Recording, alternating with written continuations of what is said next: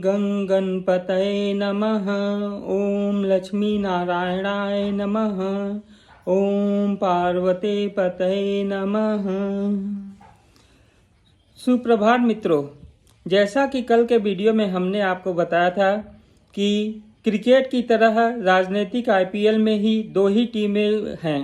एक टीम जो कि एनडीए है और दूसरी इंडी गठबंधन।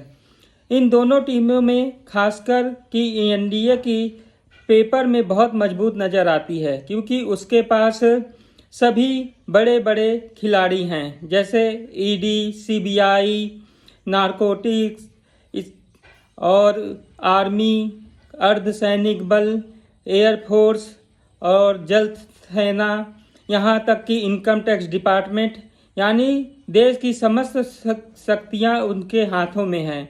वहीं दूसरी तरफ जो इंडी गठबंधन है वो पूरी तरह से भंवर में घिरे हुए हैं। कई तरह के उनके आरोप लगे हुए हैं, वो सब अपने बचाव में लगे हुए हैं।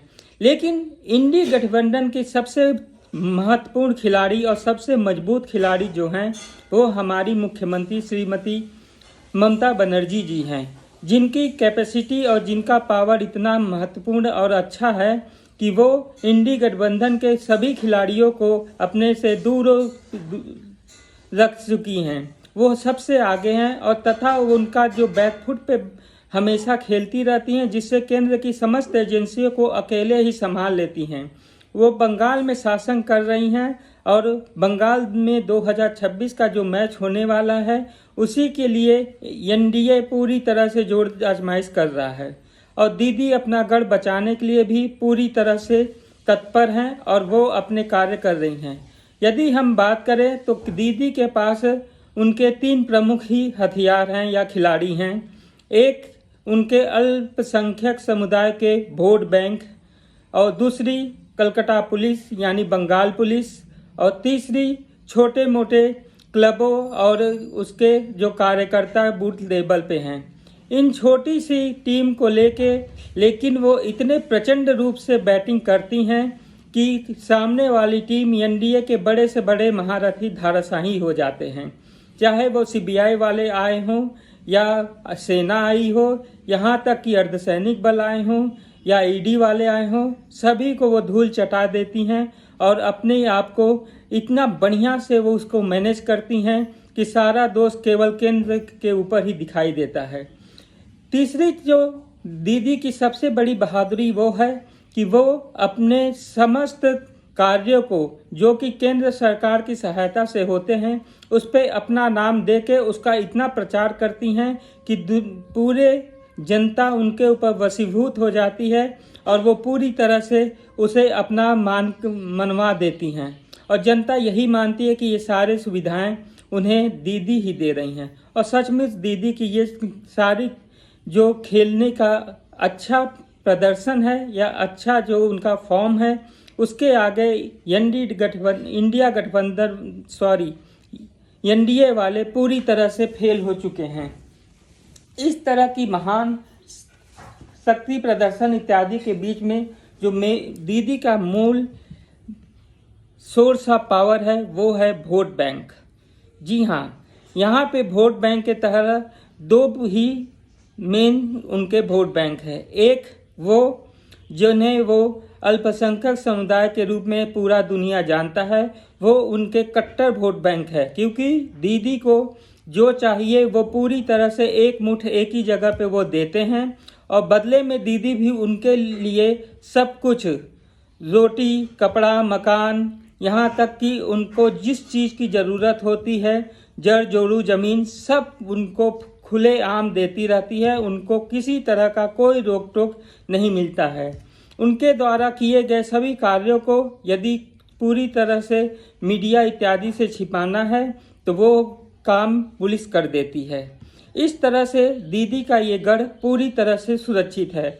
उन्हें मालूम है कि दूसरे समुदाय के जो वोट बैंक है, खासकर जिन्हें हम लोग कहते हैं बहुसंख्यक माने हिंदू समाज। हिंदू माने केवल हिंदी बोलने वाले ही नहीं, बल्कि बंगला, संस्कृत, उड़िया मराठी, किसी भी भाषा को लेके जो कि मुस्लिम समुदाय से बिल्कुल अलग है, वो सभी उसके अंतर्गत आ जाते हैं। राजनीतिक तौर पे तो इसमें विभाजन किया गया है और इसीलिए ये लोग आपस में कभी भी एक जगह पे एकत्रित नहीं हो पाते हैं। हिंदू वोटर्स ऐसे वोटर्स हैं जो एक चौराहे पे खड़े रहते हैं, सारा जीवन वो ये नहीं संकल्प कर पाते हैं या ये नहीं सोच पाते कि उन्हें किस राह पे चलना है। वो हमेशा बिखरे हुए चारों तरफ चलते हैं और मंजिल कभी नहीं पाते हैं। मंजिल अर्थात सरकार में अपनी भागीदारी और अपनी पावर को कभी नहीं दिखा सकते हैं। क्यों? क्योंकि उनकी वोट बटे हुए होते हैं। और यही वजह है कि दीदी को जानकारी है कि इस बहुत संख्यक समुदाय में यदि कोई भी है तो गरीब तबके के लोग ही पोलिंग बूथ तक जाते हैं और वहाँ पे वो वोट देते हैं। तो उनको वो खुश करने के लिए इलेक्शन से कुछ दिन पहले उन्हें मिलने वाली सुविधाओं में कुछ इजाफा कर देती हैं और वो लोग उसी में खुश होकर उन्हें वोट दे देते हैं। उन्हें केवल वर्तमान से, आज से ही मतलब रहता है, बल्कि दूसरी तरफ वाले को पूरी तरह जानकारी है कि इनके रहने से मैं कहां कहां आगे बढ़ सकता हूं, किस किस जगहों पे मेरी बहुमत सिद्ध होगी और कहां मैं पावर में रहूंगा। और इसी तरह वो पूरे अपने कारोबार को निभाते हैं। थोड़ा सा बहाना मिलते ही वो कब्जा, हिंसा इत्यादि के माध्यम से डरा धमका के सबको भगा देते हैं और वहाँ पे उनका एक छत्र राज हो जाता है। और हिंदू समुदाय के जो दूसरे मध्यम वर्गीय हैं, जो अच्छे खाते पीते वाले हैं, यदि कहीं भी थोड़ी सी अशांति दिख जाती है तो वोट देने वो नहीं जाते हैं। और उत्तम वर्ग वाले का तो बात ही छोड़ दीजिए, वो तो इलेक्शन ये सब के लफड़े में पड़ते ही नहीं, क्योंकि राजनीति उनको समझ में आती नहीं है, या समझते हुए भी जानते हैं कि हमको इससे कोई मतलब नहीं है, हमें धन कमाई की ज़रूरत है और धन रहने से मैं किसी भी देश, कहीं भी राज्य, किसी भी जगह जा सकता हूँ। तो यही मेन वजह है जिससे दीदी बहुत अच्छे से खेल रही हैं और उनकी इसी स्ट्रेटजी को तोड़ने की क्षमता अभी तक किसी के सामने नज़र नहीं आ रही है। केंद्र सरकार में जो बीजेपी के गृह मंत्री हैं अमित शाह, बहुत बड़े चाणक्य बनते हैं। वो एकदम बकलोल जैसा काम करते हैं। न तो उनसे केंद्र संभलता है, न ही अर्धसैनिक बल और न ही राज्यों की सीमाएं। तो सीमाओं का भी वो रक्षा नहीं कर पा रहे हैं और बने हैं गृह मंत्री। उन्हें तो त्यागपत्र दे ही देना चाहिए, जो दीदी हमेशा मांगती रहती हैं। और दीदी अपने वोट बैंक के साथ ऐसी प्रखर खड़ी हुई हैं कि आने वाले समय में सभी इंडी गठबंधन के दोस्तों को भी सर पे पसीना आना प्रारंभ हो गया, क्योंकि इस तरह के वोटरों को बस ऐसे ही लोगों की ज़रूरत है जो उन पे अंधा विश्वास करे और वो उनसे अपना सारा कार्य करवा सके। इसीलिए दीदी का कद दिन प्रतिदिन राजनीति में आगे बढ़ता जा रहा है और एक दिन दूर नहीं है जब दीदी केंद्र सरकार में भी पहुंचने की क्षमता रख सकती हैं।